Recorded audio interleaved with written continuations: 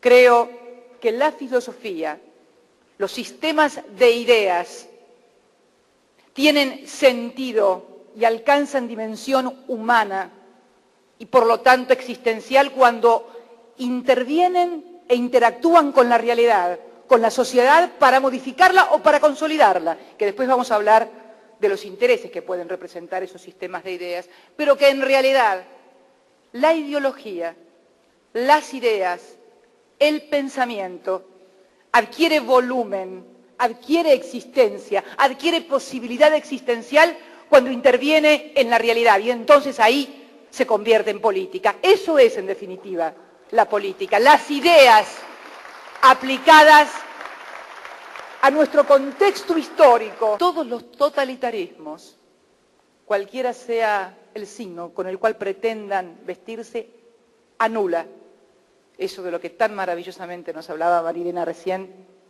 que es la libertad, la autonomía y también el derecho a nuestra condición humana, contradictoria, compleja, con lados oscuros y lados claros, que esta es la otra cuestión que también debemos involucrar en el análisis de nuevas categorías de pensamiento, no ya con validez universal. ¿Qué significa esto? ¿Qué significa esta negación de las categorías de pensamiento universales y abstractas a ser impuestas como una regla a todas las sociedades?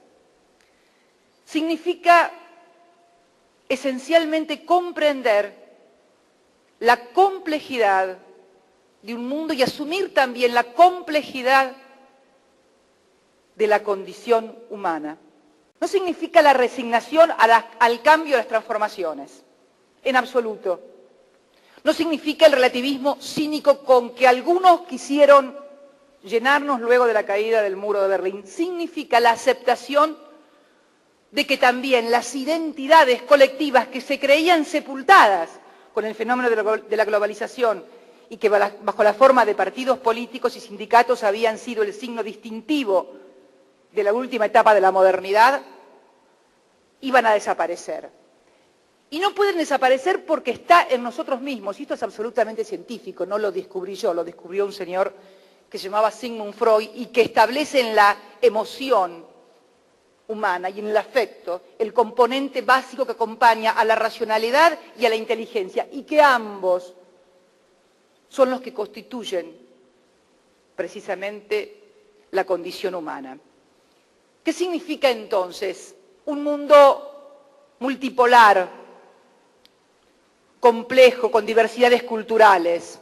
¿Será el choque de civilizaciones que nos pronunciaba Samuel Huntington allá por la década de los 90? No, yo no creo tampoco en eso. Creo en la posibilidad de conformación, de articular entre los distintos bloques que casi naturalmente, en base a identidades comunes, a espacios geográficos, a historias comunes, van consolidándose en el mundo. Y en ese sentido, creo que el espacio latinoamericano es un espacio concreto que exige categorías propias de pensamiento, no porque no podamos identificar cuestiones que tengan valimiento universal. Yo creo que derechos humanos, no solamente con el concepto de la Declaración Universal de los Derechos del Hombre en París allá por 1948, sino con un sentido más amplio, más profundizado aún de los derechos humanos, admitiendo la diversidad cultural,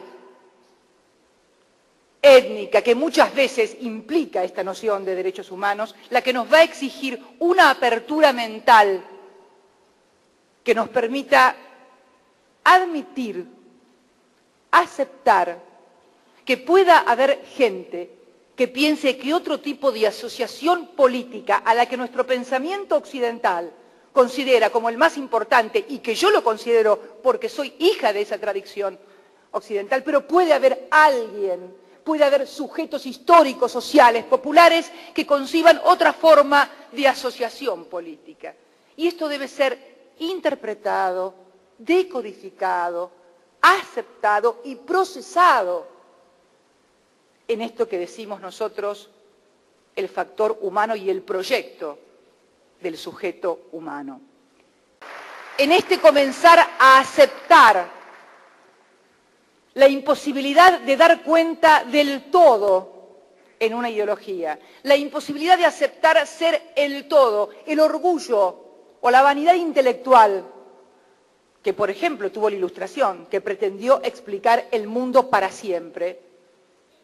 Debemos entender que muchas cosas y casi nada es para todos y que mucho menos es para todo el tiempo. Porque además, ¿saben una cosa?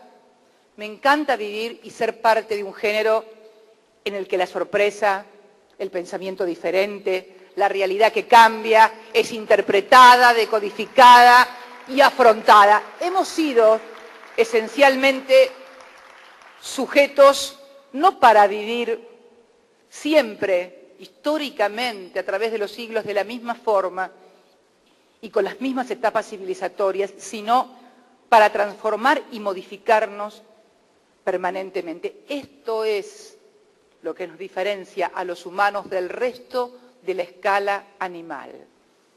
La posibilidad de transformar, la posibilidad de modificar, de repensar, de revisar categorías, de revisar pensamientos, con absoluta libertad y autonomía y apertura mental.